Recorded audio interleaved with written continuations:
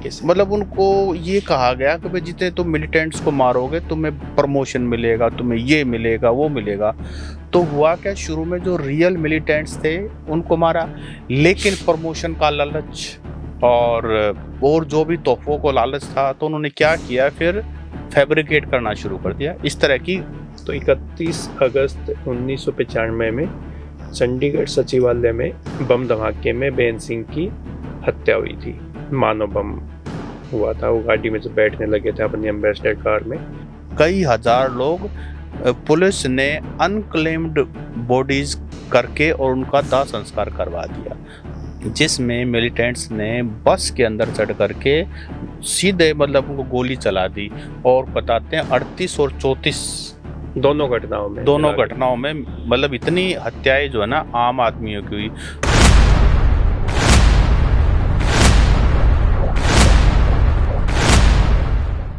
नमस्कार, the Haryana talks के खास मुद्दे में आपका स्वागत है। नमस्कार, और खास मुद्दे में हम बात करेंगे आज के समय की सबसे बहुचर्चित फिल्म सतलज के बारे में, जिसका पहले नाम पंजाब 95 था, उससे पहले घल्लूघारा था। तो आज हम उसकी बात करेंगे। ये तो सब जानते हैं कि उसमें मेन जो भूमिका निभाई है वो दिलजीत दोसांझ ने निभाई है, लेकिन उसमें एक फीमेल कैरेक्टर भी हरियाणा के रोहतक के सापला की लड़की गीतिका विद्या ओल्यान ने निभाई है। और उसके अलावा आज सब बात कर रहे हैं पंजाब में मिलिटेंसी के दौर में बहुत कुछ हुआ, लेकिन उस दौरान हरियाणा में क्या हो रहा था, कौन सी बड़ी घटनाएं हुई थी और क्या क्या हुआ, कुछ आज हम खास मुद्दे में बात करेंगे। इस फिल्म में अर्जुन रामपाल का किरदार भी बहुत ही दमदार है। हालांकि ये बहुत ही कम देखी गई, उसके बाद OTT प्लेटफार्म से हटा दी गई है। और इस फिल्म को जब पंजाब में उग्रवाद का दौर था, यानी कि 1984 और 1994 का एक 10 साल का एक दशक की बात करें तो उस टाइम पे उग्रवाद का काफ़ी दौर था और काफ़ी पंजाब के युवाओं को पुलिस मुठभेड़ में मारा गया था। और एक मानव अधिकार कार्यकर्ता के ऊपर ये फिल्म बनी है, जिसमें दिलजीत दोसांझ ने अभिनय किया है। जसवंत सिंह खालड़ा उन ह्यूमन राइट्स एक्टिविस्ट का नाम था।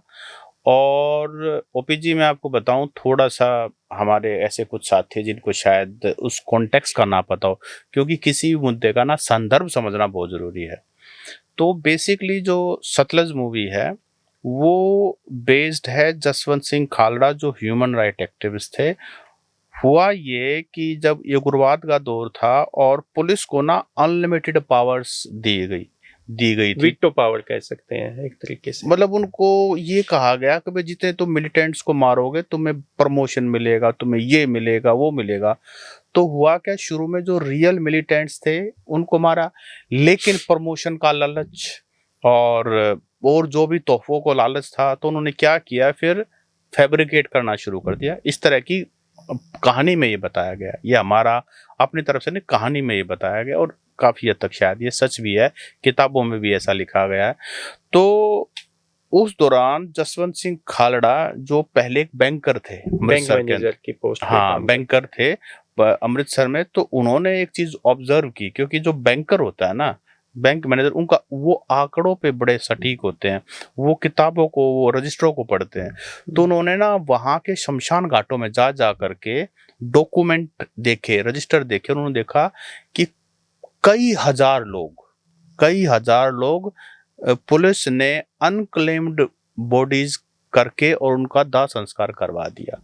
तो उनका दावा था कि करीब शायद 15,000 या उससे भी ज्यादा पुलिस ने एक्स्ट्रा जुडिशियल किलिंग्स की हैं, यानी कि फिल्म में तो प्रमोशन के 25,000 के आसपास का जिक्र उसमें आया। वो फिगर 25 भी है कहीं, चलो 25 आप मान लीजिए, अमृतसर में भी काफी शमशान घाटों का जब उन्होंने ये रिकॉर्ड निकाला तो अमृतसर में ही हजारों के तो उन्होंने शमशान घाट जाके तो उन्होंने इसके खिलाफ आवाज उठाई।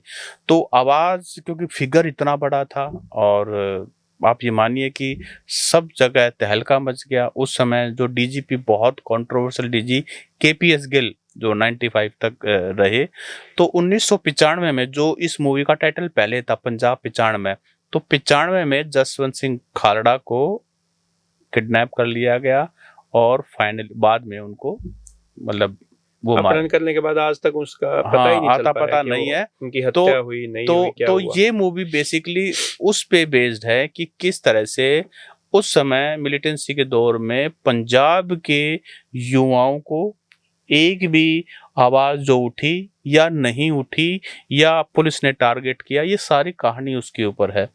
तो पंजाब के बारे में तो सभी बात कर रहे हैं।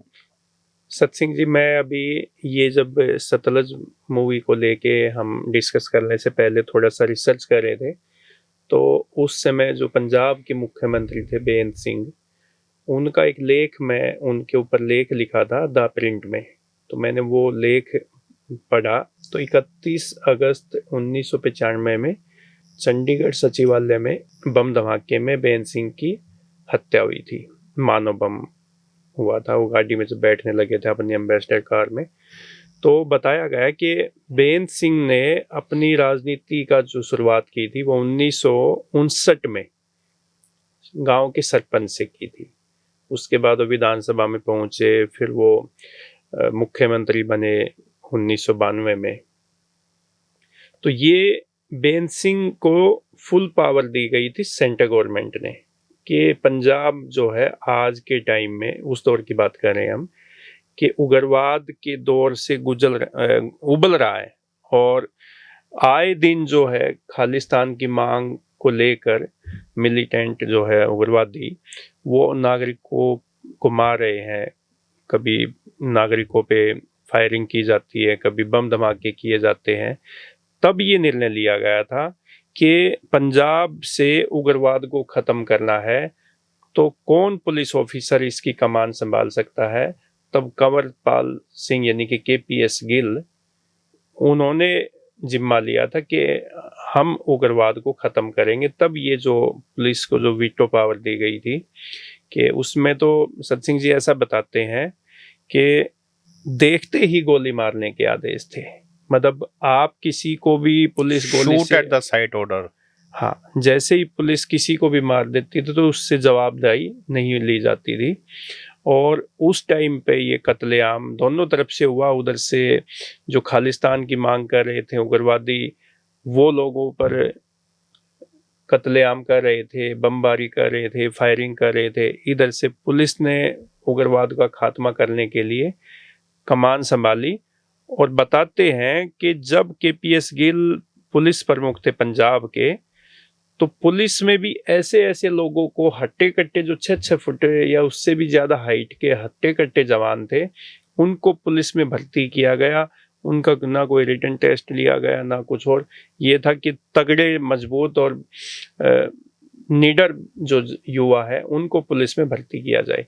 मैं बताऊं कि उसी दौर में सत्सिंह जी, हरियाणा से भी काफी युवाओं को जो कि कुश्ती करते थे, पहलवानी करते थे या और कोई स्पोर्ट्स में थे, उन लोगों को, उन युवाओं को भी पंजाब पुलिस में भर्ती किया गया था। भर भर के भर्ती किया गया था उस टाइम। जी, बहुत सारे हरियाणा के बहुत सारे पहलवानों को, कबड्डी प्लेयर्स को, और जो पावर स्पोर्ट्स में थे, अट्टे कट्टे जैसा आपने बताया 6 फुट या उससे ऊपर थे, और जो ऑर्डर को फॉलो कर सकते थे, उन सबको भर्ती किया गया। और उस समय तो ऐसी भर्ती होती थी, और उस समय तो सीधा थानेदारी भर्ती कर देते थे। जैसे उनकी एजुकेशन जैसा भी अपना सिस्टम, 10वीं पास है, कोई 8वीं पास है, कोई स्पोर्ट्स कोटे से ले लिए थे, उसमें एजुकेशन का कोई लेना देना ही नहीं था। मैं आपको बताऊं कि ये जो है ना, फिर 2004 में जाके 4 पुलिसकर्मियों को सजा भी हुई है, तो वो सारी चीजें चली। लेकिन हमारा आज का जो विषय है ना, कि उस समय हरियाणा में क्या हो रहा था। देखिए, पंजाब के कई सारे डिस्ट्रिक्ट, हरियाणा के कई सारे डिस्ट्रिक्ट पंजाब बॉर्डर पर हैं,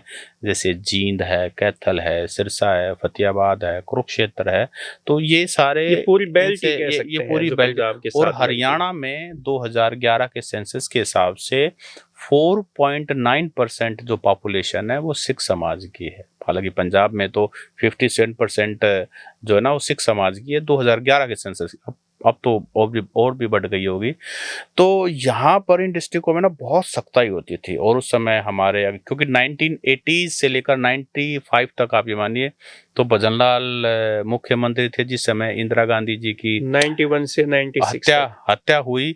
उस समय भजनलाल जी मुख्यमंत्री थे, और बहुत ही ज़्यादा चेकिंग, और जितने भी मतलब हरियाणा की कोशिश ये थी कि ये जो पंजाब में हो रहा है ना, ये उग्रवाद क्या करते, वहाँ क्राइम करके वो छिपने के लिए हरियाणा आ हरियाणा में जाते। आते थे। तो वो सारे के सारे बॉर्डर्स को बहुत ही उसकी कड़ी निगरानी रखती गई। और लेकिन फिर भी घटनाएं होती थी। मैं आपको बताऊं, 6 और 7 जुलाई 1987 को 2 घटनाएं ऐसी बड़ी हुई हरियाणा में इसी को लेकर के। एक तो हुई अंबाला में और एक हुई फतेहाबाद में, जिसमें मिलिटेंट्स ने बस के अंदर चढ़ करके सीधे मतलब उनको गोली चला दी। और बताते हैं 38 और 34 दोनों घटनाओं में दोनों मिला के। घटनाओं में मतलब इतनी हत्याएं जो है ना आम आदमियों की हुई।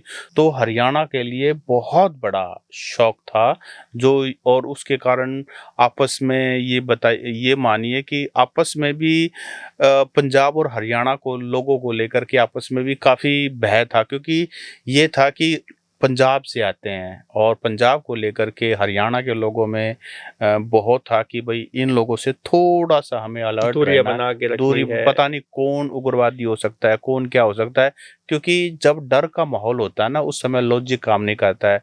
उस समय सबको अपनी जान की पड़ी रहती है कि किसी भी तरह से हमारी जान बच जाए। मैं आपको यहाँ ये एक मैंने आपको बताई कि ये घटना हुई अंबाला की और फतेहाबाद की। यहाँ एक पॉजिटिव और सत्सिंह जी, ये जो आपने बताया ना, उस टाइम पे हमारे बताते हैं लोग हरियाणा के कि एक समय तो ऐसा हो गया था कि कोई भी सिख दिखता था ना, हाँ, पगड़ी धारण की हुई युवा, तो लोग उनको ना संदेह की नजर से देखना शुरू कर देते थे, क्योंकि माहौल ही ऐसा क्योंकि था। उस टाइम पे उग्रवाद का ऐसा दौर था और मीडिया में सुनने को मिलता था वैसे ये घटनाएं जो एक के बाद एक घटनाएं होती थी। और फिर मुख्यमंत्री बेअंत सिंह को भी बम धमाके में उड़ा दिया। तो उस टाइम पे सिखों के प्रति जो हरियाणा के आप जो जिक्र आप कर रहे हैं, उसमें ये है कि यहाँ के लोगों में भी उनको देख के ऐसा लगता था कि ये कोई ना कोई कभी उग्रवादी ना हो। लेकिन पंजाब के जो है अच्छे लोग भी थे, इस आतंकवाद से वो है परेशान क्या, भी थे। इस उग्रवाद से सबसे ज्यादा सफर जो है वो पंजाब ने किया, क्योंकि दोनों तरफ से पंजाब के ही लोग मारे गए थे आम घरों के। देखो होता क्या है कि ये सब कुछ हुआ कैसे, इंदिरा गांधी की हत्या क्यों हुई, ब्लू स्टार ऑपरेशन हुआ, उससे पहले ब्लू स्टार ऑपरेशन का इम्पैक्ट जो है, इंदिरा गांधी की हत्या हुई, ब्लू स्टार ऑपरेशन हुआ क्यों, क्योंकि जर्नैल सिंह भिंडरावाला, जिसको पंजाब में कुछ लोग संत की उपाधि भी देते हैं, वो बताते हैं कि पहले वो इंदिरा गांधी के फेवरेट थे, बाद में उन्होंने उनके रेबल हो गए, और उसके बाद जो ब्लू स्टार ऑपरेशन हुआ और बाद में जो घटना हुई, तो कोई भी चीज इतनी सरल नहीं है। ये जो मूवी है सतलुज, इसको हटा दिया गया है इंडिया से, सिर्फ 2 ही दिन वो OTT प्लेटफॉर्म पर रही। 3 जुलाई को रिलीज हुई थी OTT पे, और उसके बाद 2 दिन बाद और आप ये आज भी 8 जुलाई है।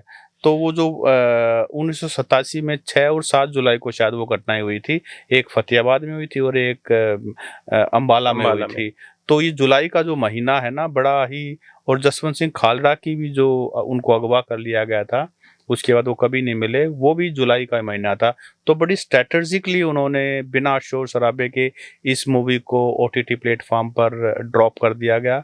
सरकार की नोटिस में आया तो सरकार ने उसको हटवा दिया गया।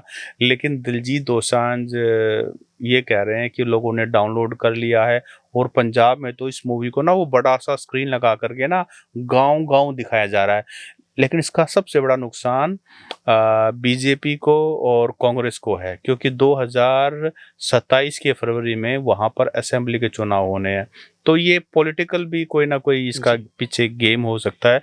लेकिन हरियाणा की हम बात करते हैं, हरियाणा में ना वो जो अविश्वास का माहौल था, और क्योंकि जिसको सिख धारी को देख करके थोड़ा सा उस समय बड़ा टेंशन थी, और खास करके हम तो इस बेल्ट की बात करते हैं।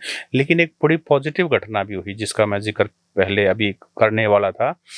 हुआ ये और कि 1985-86 की बात है, पंजाब मेल ट्रेन जो है ना पंजाब से और वो दिल्ली की तरफ जा रही पंजाब थी, में।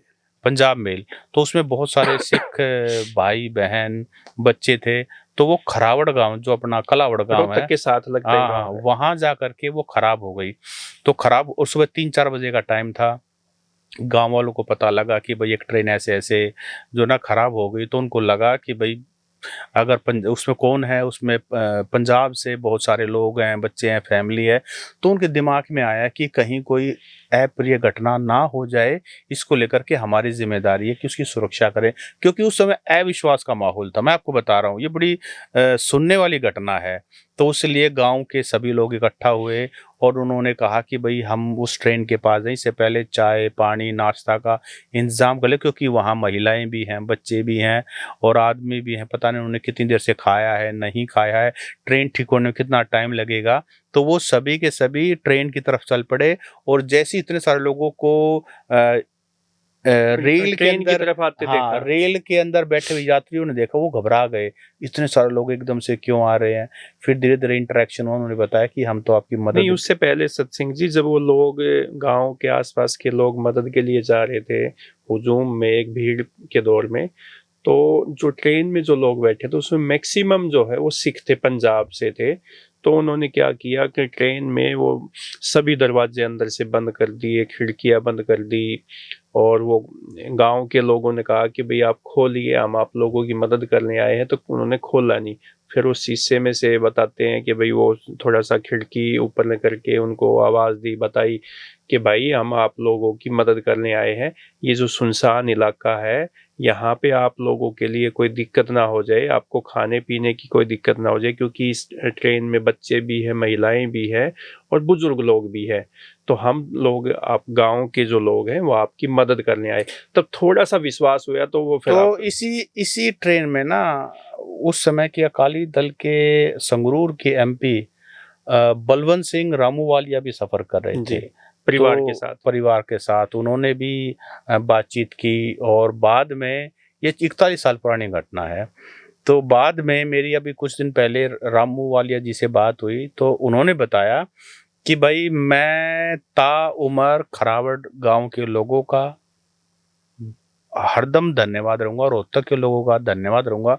उन लोगों ने मलिक गोत्र के वो लोग थे जैसे उन्होंने बताया, मलिक गोत्र के भाई वो लोग थे और हमारे ना इतनी मदद की और जब तक ट्रेन ठीक नहीं होगी तब तक वो वहीं हमारी सुरक्षा में खड़े रहे। हमें चाय, पानी और कुछ जो हमारे ट्रेन में पुरुष यात्री थे, वो बल्कि वहाँ गाँव में भी लेके गए उनको और वहाँ भी हमें कहा कि भई आप यहाँ आराम करना है, यहाँ बैठना चूल्हे है, पे बैठ के रोटी खाई, यहाँ चूल्हे के पास बैठ यहाँ के। जो करना है ना। और उस घटना के बाद रामवाले जी बताते हैं उन्होंने चौधरी देवलाल को चिट्ठी लिखी कि भई हम ऐसे-ऐसे पंजाब मेल के अंदर यात्रा कर रहे थे और हमारे साथ ये घटना हुई और रोहतक के लोगों ने इतना साथ दिया हमारा, तो इसलिए मैं आपको धन्यवाद। चौधरी देवलाल 1987 व 1985-86 तो बहुत बड़े नेता होते थे। हालाँकि वो आज हमारे बीच में नहीं है लेकिन नेता तो बड़े रहे हैं। उस समय देवलाल का नाम पूरे देश में बड़ा नाम था। तो कहने का मतलब है कि देखो ऐसी घटनाएँ होती हैं, मानवतावाद धर्म से ऊपर, जाति से ऊपर और अभी लोग जो उठ कर आपने के आते हैं। बताया कि ये जो हरियाणा और पंजाब का जो भाईचारा, जो मानवता की बात है, ये जो है ना, अभी हमने पिछले दिनों जब पंजाब के किसानों ने दिल्ली में धरना दिया, प्रदर्शन किया और 1 साल से भी ज़्यादा समय तक वहाँ पे धरना चला दिल्ली के बॉर्डर पे, तब भी ये खरावड़ गाँव में जो NH9 पे है गाँव, पहले NH10 होता था, तो हाईवे पे खरावड़ गाँव के पंचायत ने, लोगों ने वहाँ पे लंगर सेवा की व्यवस्था की थी। 24 घंटे 24 घंटे वहाँ लंगर लंगर की चलता था। सेवा की जो और 2 लंगर पंजाब की से सेवा की। या पंजाब से जो लोग, किसान लोग जो दिल्ली की तरफ कूच करते थे या दिल्ली की तरफ से वापस कुछ लोग पंजाब की तरफ जाते थे, उनके लिए खाने-पीने की व्यवस्था 24 घंटे चलती थी। तब भी वहाँ पे पंजाब के कुछ किसान जो वहाँ पे खरावड़ गाँव में स्पेशल रुकते थे और उन लोगों के साथ उस लंगर में कुछ प्रसाद लेके तब आगे जाते थे। वो कहते थे कि हमने एक ऐसी पहले की एक घटना के बारे में सुना है कि यहाँ इस गांव के लोगों ने पंजाब मेल में यहाँ के किसानों ने, यहाँ के जो गांव के 36 बिरादरी के लोगों ने पंजाब मेल में जितने भी यात्री थे उनकी सबकी न केवल रक्षा की बल्कि उनको खाने पीने के लिए गांव में से खाना बना के ले आया, कोई चूरमा बना के ले आया, कोई दाल बना के लेके आया, कोई रोटी बना के लेके आया, कोई खीर हलवा लेके आए। मतलब वो कहते हैं कि वो 41 साल पुरानी, जो 40 साल पुरानी जो बात ना, वो एकदम से फिर हमें याद आ गई है कि भाई यहाँ के लोगों ने कैसे सेवा करते हैं, कैसे आपसी भाईचारा सौहार्द की जो बात सामने आती है। जी बिल्कुल। और मैं आपको किसान आंदोलन बताऊं कि जब किसान मुझे याद है कि जब जैसे रोहतक में एंटर किया किसानों ने, जिसमें मेजोरिटी में सिख थे, सबसे पहले वो महम रुके जैसे ही वो रोहतक में एंटर किए। फिर वो सापला के पास वो गांव है जो सापला से थोड़ा सा पहले Rohad toll plaza, Rohad toll, तो वहाँ पर उन्होंने वो पहले रुके। तो मैं वहाँ जाकर के उनके पास गया, क्योंकि उस समय ना लोगों में बड़ा अजीब सा वो था कि पता नहीं अब ये सरदार आ रहे हैं, क्या होगा, कैसे लोग हैं। तो उसके बाद फिर वो टीकरी पे और शिंगू बॉर्डर पे जा कर के वो बैठ गए। और जब लोग उनसे मिले ना, तो कुछ दिनों को, क्योंकि वो जो फ्रेश घटनाएं थी ना, हमारे लिए भी बहुत कुछ लर्निंग थी।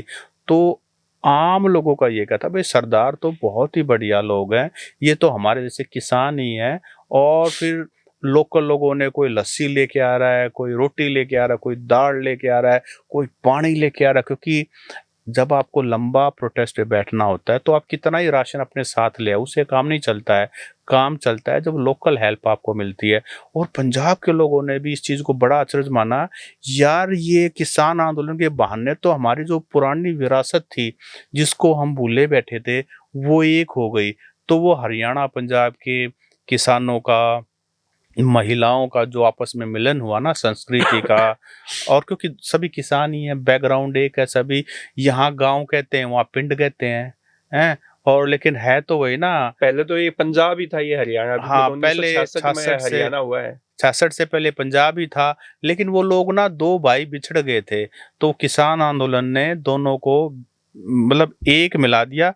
और मैं तो उस समय ना बाय चांस मैंने बीबीसी में बहुत सारी स्टोरी की इसके ऊपर। तो महिलाएं जो हैं, पंजाब की महिलाएं हरियाणा के गांव में, भादरगढ़ के आसपास गांव में, टिकरी बॉर्डर के, वहाँ अपने कपड़े भी धो रहे हैं, बाल भी सुखा रही हैं, और वहाँ वो पंजाबी गीत गा रही हैं। इधर हमारे हरियाणवी मेरी ताई दादी हरियाणवी ठोकन लग रही है। तो बड़ा ही वो जो मैं कह रहा हूँ वो तो दृश्य था ना, वो मैंने रिकॉर्ड भी किया स्टोरी के अंदर, वो अलग ही दृश्य था। और बड़ा ही, और जब महिलाओं की आपस में मुलाकात हो जाती है ना घर पे, तो फिर रिश्ते बहुत लंबे होते हैं। वो लोग आज भी टच में हैं, एक दूसरे का फोन है, व्हाट्सएप स्टेटस है। तो कहते हैं ना कि जब महिलाएं कहीं पे भी, अजनबी महिलाएं भी अगर मिल के 15 मिनट बात कर लेती है ना, तो रिश्तेदारी निकाल लेती है। कहीं ना कहीं पुरानी रिश्तेदारी थी, वो फलाने के गाँव में न्यू था, वो उसके दादा ही वहाँ पे था। मतलब बातों में बहुत लंबी बातचीत करते हैं, बहुत ही दिल से बात करती हैं। तो वो कोई ना कोई रिश्तेदारी निकल जाती है। जैसे हमारे लोगों में भगत सिंह पंजाब में, तो ऑब्वियसली यहाँ के लोग भगत सिंह को, पंजाब के लोगों को लगा यार ये हरियाणा वाले भगत सिंह को तो हमसे भी ज्यादा पूजते हैं। हमारे छोटू राम को पंजाब के लोग बहुत ज्यादा मानते हैं। तो इस तरह से बहुत सारे हमारे आइकन्स मिल करके फिर वही बैठ करके बात वही खेती की करनी, फसल की करनी, और एमएसपी की करनी। तो बहुत सारे कॉमन इंटरेस्ट मिल गए ना। तो वो जो दौर था 13 महीने का यहाँ पर सिंगू बॉर्डर पर, और अपना मतलब वो अलग ही था। तो हरियाणा जो सतलुज मूवी आई है ना ओपी जी, ये सतलुज मूवी बेसिकली तो अभी तो बैन कर दी गई है, लेकिन पंजाब में उस दौरान ना बहुत बड़ा नुकसान हुआ है। और मिलिटेंसी 95 के आसपास ये खत्म हुई। लेकिन हरियाणा ने भी इसको पूरी तरह मतलब बहुत सफर किया है। वो कई रूप में जो है ना, यहाँ के लोगों ने भी काफी, मतलब पंजाब जितना तो हमने सफर नहीं किया। जब ये उग्रवाद का दौर था सतसिंह जी, तो हरियाणा में मुख्यमंत्री जब चौधरी भजनलाल 84 में, हाँ नहीं 84 में तो भजनलाल थे हरियाणा के मुख्यमंत्री। फिर नहीं 91 में भी भजनलाल थे। तो उनको ना बड़ी धमकी मिली हुई थी उग्रवादियों की तरफ से, उनको फिर Y+ या Z+ सुरक्षा भी दी गई थी। हालांकि भजनलाल ने तो कई और भी टिप्पणियां की थी जो कि किताबों में लिखा हाँ हुआ है कि भाई मुझे मारने के लिए कोई गोली नहीं बनी है। भाई, बात यह है कि हरियाणा केंद्र सरकार के साथ मिलकर के इस मिलिटेंसी को पंजाब से आगे नहीं बढ़ने देना चाहते थे, तो इसके लिए सख्ताई की बहुत जरूरत थी। तो पुलिस को बहुत टाइट कर रखा था, केंद्र सरकार का हर मामले में हरियाणा साथ दे रहा था, तो धमकी मिलना स्वाभाविक था। और उस दौरान उनको वाई कैटेगरी सुरक्षा भी मिली थी, और भी बहुत सारी बातें थी। तो साथियों, सतलुज मूवी जो दिलजीत दोसांझ की और हमारे रोहतक के सांपला की, ओपीजी भी सांपला से हैं, हमारे गांव से गीतिका विद्या ओल्याण, चौधरी छोटू राम का गोत हो गया, ओल्याण है। आज सांपला में सतसिंह जी 4 गांव है। हाँ, सांपला, खेड़ी सांपला, गढ़ी सांपला, नयाबास। तो चौधरी छोटू राम जो है वो गढ़ी सांपला गांव से है। ये जो लड़की है ना गीतिका, इसने थप्पड़ मूवी में काम कर रखा है, इसने एक शायद सोहनी एक मूवी और है उसके अंदर भी काम कर रखा है। ये अच्छा काम कर रखा है, अच्छा काम किया है। तो ये जो आपको बताया कि सांपला जो गांव है, आपने अब जिक्र कर दिया, तो ल्याण गोत्र के 4 ही गांव है यहाँ पे। बाकी इसके बाद 1-2 गांव में यहाँ से ही लोग निकल के गए, जैसे मोरखेड़ी गांव है सांपला का ही, उसमें भी ओल्याण गोत्र के लोग हैं। तो यहाँ से सांपला से दीनबंधु छोटू राम के अलावा कानून मंत्री रहे हंसराज भारद्वाज भी सांपला से ही है, गढ़ी सांपला से है। वो बाद में कर्नाटक के राज्यपाल भी रहे। फिर ओम प्रकाश भारद्वाज जो पंडित भगवत दयाल शर्मा जो मुख्यमंत्री होते थे, फिर बाद में राज्यपाल बने, तो उनके पीए के तौर पे ओम प्रकाश भारद्वाज रहते थे। बहुत ही बड़ी आदमी थे। तो जब देवीलाल हरियाणा में, जब देवीलाल की सरकार बनी थी, आज जब चुनाव से ठीक पहले था, तो देवीलाल को सिफारिश की थी पंडित भगवत दयाल शर्मा ने कि भाई आप लोग पंडित जी को एक टिकट दे दो सांपला से। हसनगढ़ विधानसभा होती थी। तो पंडित जी के कहने से देवीलाल ने ओम प्रकाश भारद्वाज को टिकट दिया और उनको फिर पीडब्ल्यूडी मंत्री भी बनाया। तो सांपला जो है ना, वो हमेशा से ही आप देखोगे तो बड़े बड़े नेता भी निकले हैं, और अब तो फिल्म कलाकार गीतिका विद्या ओल्याण भी लिखड़ी है। तो भाई सतलुज मूवी में हरियाणा का भी कंट्रीब्यूशन है। जैसे मिलिटेंसी के पीरियड में उन्होंने भुगता है, तो वैसे ही इस मूवी के अंदर भी हरियाणा का दिलजीत दोसांझ की वाइफ का किरदार शायद इन्होंने निभाया। अभी मूवी देखी नहीं है, लेकिन ऐसा बता रहे हैं। तो साथियों, हरियाणा का पक्ष रखना जरूरी था द हरियाणा टॉक्स पर, वो आपके सामने हमने रखा है। इस चर्चा पर आपका कमेंट जरूर चाहेंगे, आप कमेंट करके बताएं। और आपके पास भी कोई उग्रवाद के दौर की कोई ऐसी कोई घटना आपको याद है, या कोई आप किसी घटना के बारे में जिक्र करना चाहते हैं, तो वो भी आप द हरियाणा टॉक्स के यूट्यूब चैनल पे और फेसबुक पेज पे, दोनों पे हम ये जारी करेंगे। तो आप अपनी राय दें ताकि लोगों को वो उस दौर की जो बातें हैं, उस दौर की जो घटनाएं हैं, उस दौर का जो आपसी लोगों के बीच में जो मनमुटाव था, फिर बाद में जो भाईचारा भी था, किसी ने मानवता का साथ दिया तो किसी ने उग्रवादियों का खात्मा करने का काम किया। तो बहुत सारी बातें हैं। तो आप हमें कमेंट ज़रूर करें हमारे चैनल पे और फेसबुक पेज पे। नमस्कार।